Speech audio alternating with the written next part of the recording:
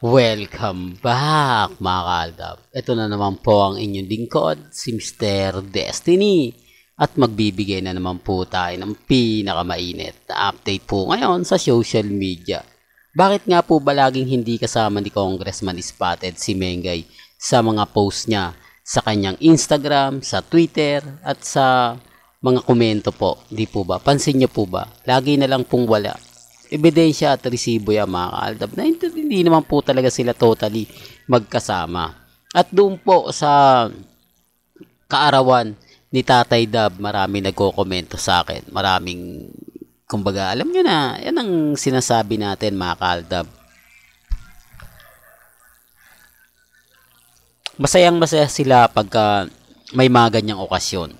Masaya sila kapag nakikita nila na nasa pamilya Mendoza ang mga atayde mga kaaldab. Pero pansinin nyo naman po yung parang wala naman pong kaswitan, parang inimbita o dumalo lang sa birthday ang pamilya, parang ganun lang. Tapos parang may mali pa sa mga video na lumalabas, di po ba?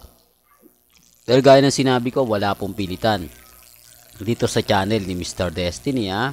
Hindi ako namimilit kung ano po yung sa tingin po nila, kung ano yung sa palagay po nila, doon lang po tayo. Di po ba? Sabi ko nga po sa inyo, dito po sa channel ni Mr. Destiny, 101% updated naman kayo eh. Ano man po yung mga nababasa ninyo, napapanood ninyo, napapakinggan po ninyo, normal lang po yan.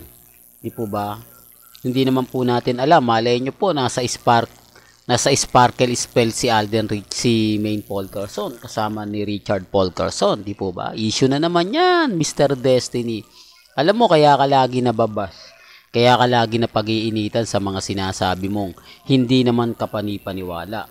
Hindi naman kaaya-aya at wala ka namang ebidensya at resibo. At least ako, mga kaaldab, hindi ako nagpapaasa. Sinasabi ko lang yung pwede kong dapat sabihin at yung, kumbaga, gusto kong ipaalam, di po ba?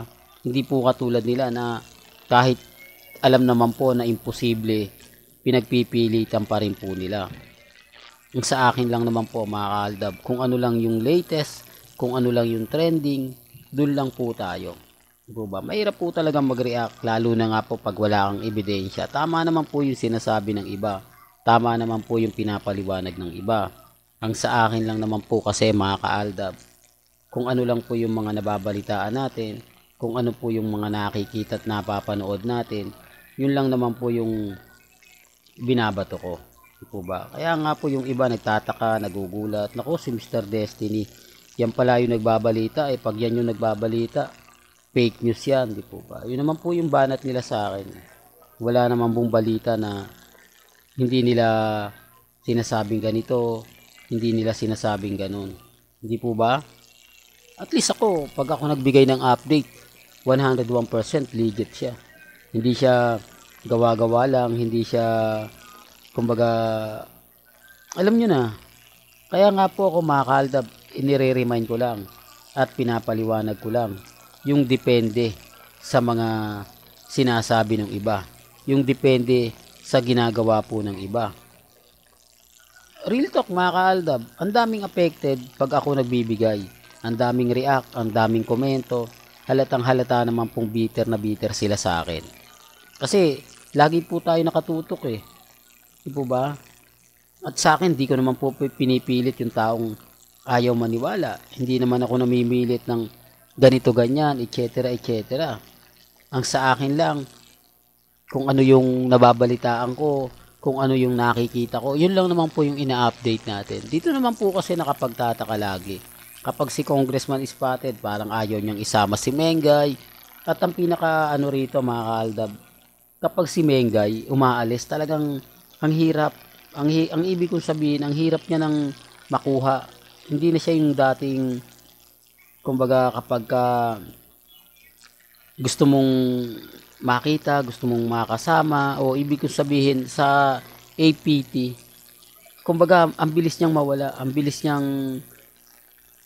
lumabas. May kita mo na lang sa sakyan niya nakaalis na. Yung tipong hindi mo na siya maaabangan kung yung gaya po ng dati mga kaaldab. Remind ko lang di po ba sa mga sa mga gate. Ngayon hindi mo na talaga kumbaga ang laki talaga ng pagkakaiba. Although sabihin ng iba, syempre Mr. Destiny, iba yung nakaraan, iba yung sa ngayon, di po ba? Alam niyo naman po na ganyan naman ang sigurado yung mga sasabihin nila, mga kokomento nila, di po ba? Pero okay lang kasi hindi naman mahirap kumuha ng mga update Hindi naman po mahirap kumuha ng mga gusto nating kunin, di po ba? Yun naman po yung kagandahan nyo sa channel ni Mr. Destiny.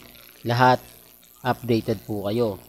Lahat ng mga gusto nyo pong malaman, pabor man o hindi, talagang kumbaga maganda. Kaya nga po kung titignan nyo, ang daming komento sa akin. Yung iba hindi maganda, yung iba sinasabing ganito, yung sinasabing ganun. Tapos kapag ka nagbigay na tayo ng pahayag, galit na sila.